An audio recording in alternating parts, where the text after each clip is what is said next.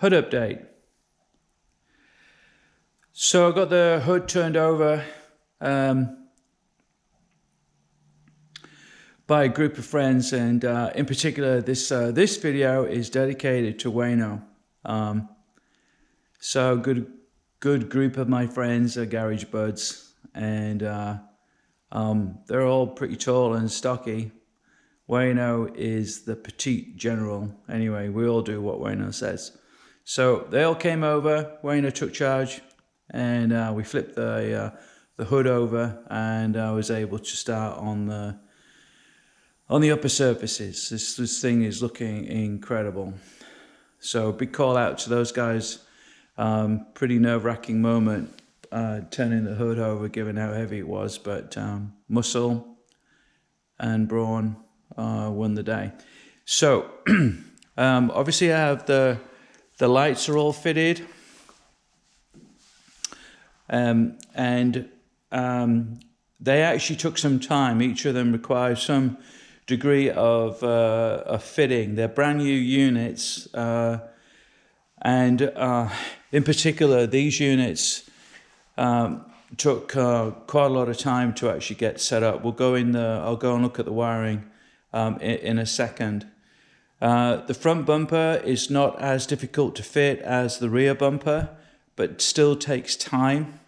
I had a big problem getting what do you call? Well, they actually cover a joint. These pieces cover a joint. Not quite sure what you would call these, but I had a big problem getting these lined up and sealed. It took me a long time to actually get that level of fit. That wasn't as straightforward. It took a lot of time between positioning these two pieces and this piece in order to actually to get that right. The fish mouth, this piece here was very difficult to fit. And initially when I got it, I thought I had the wrong piece. I thought it was too big. But you have to manually bend it to get it to shape. And as far as I could tell, it's only secured by 2 fasteners at each end. So ultimately what I did to get the fit that I was looking for was to put like a press stud, and I had to hand make that press stud. It's actually around about here. The fit on this side is really good, but I could not get the fit on this side to be good at the same time as that side. So there's like a little press stud, and I went back to my film from the original bumper, and I found that there was something similar there. Don't know why it is like that, but right now I'm pretty happy with that fit. Also, in order to get this to fit, I had to hand fit this piece. But I think the end result is literally quite spectacular. Lights on the other side were the same kind of issue. I fitted this chrome piece. It doesn't go all the way to the end because there's a finisher for the headlamp that extends back. So be careful about how you set that up. But that's really given the hood quite a lot of character, I think. Really finishes the seam off very, very nicely. And I think the chrome against the blue is looking quite spectacular. These are now fitted. They are the bump stops for the hood relative to the vehicle. I had to fit a brand new one of these. That was missing off my original car. It's relatively straightforward, but that has to be fitted before you put this in. The other bump stop on the other side.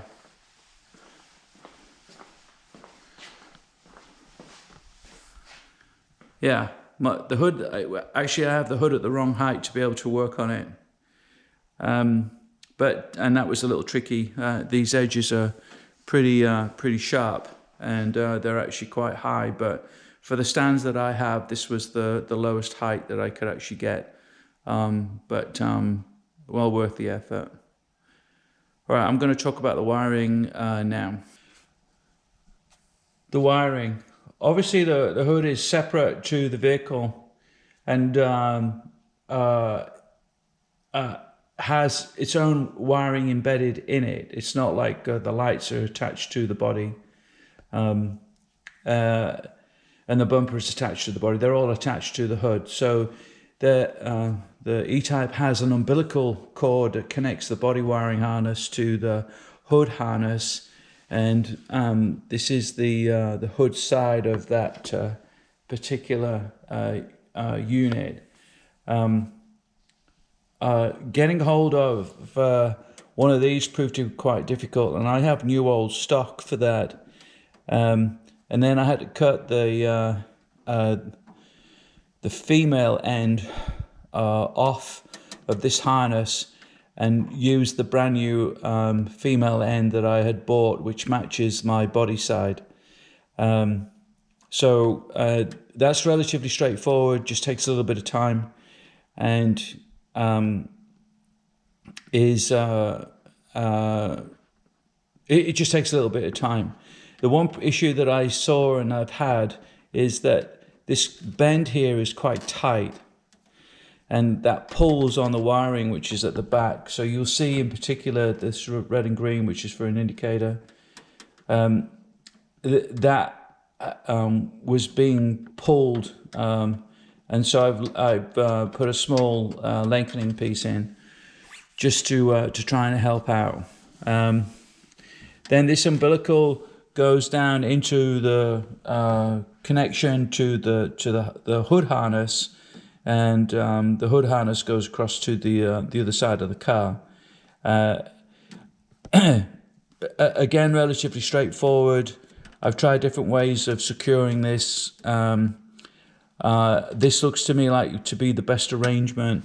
This unit here, these bolt threads here, they're actually for an 8-block. I actually tried that, and I had this wired into an 8-block connector, and ultimately I just didn't like that. So I went to this mechanism. I guess it's all preference, personal preference. Relatively straightforward. The downside, I think, and I'm still scratching my head about it, is that I'm not able to connect up the lights remotely, and it's I just don't understand the logic that they were using at that particular time. But obviously you have your headlamp here, and the wiring goes all the way back, and that's to connect into this harness. And that is really difficult to do. The light socket that fits inside here doesn't allow you to fit that, then fit the headlamp and connect up the wiring harness. So I'm leaving the hood assembly as it is at this particular point, and then I'm going to put this on the car, and then I'm going to connect up the headlamps remotely and check out, make sure everything is working. And then I'm going to fit in the headlamp insert. If you find out you've got a bad wiring problem after you've done all of that, it's quite a lot of work to then take out the headlamp insert and see what's going on. Right, so historically these push-in fittings can be quite problematic, so it's a practical issue. I'm interested to see how other people do that, but that's the way I'm going to approach that right now. That's why you don't see these completely finished yet. And then on the other side, obviously it's a little simpler. It's just the wiring for the headlamps and the 2 side lights.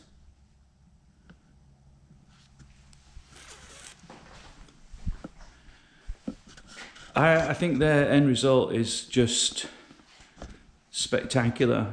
This blue really bounces light off it, and it's just amazing to look at. You can see all of the lines in the hood. with the blue color, and then the chrome is really finishing it off. Yeah, very pleasing.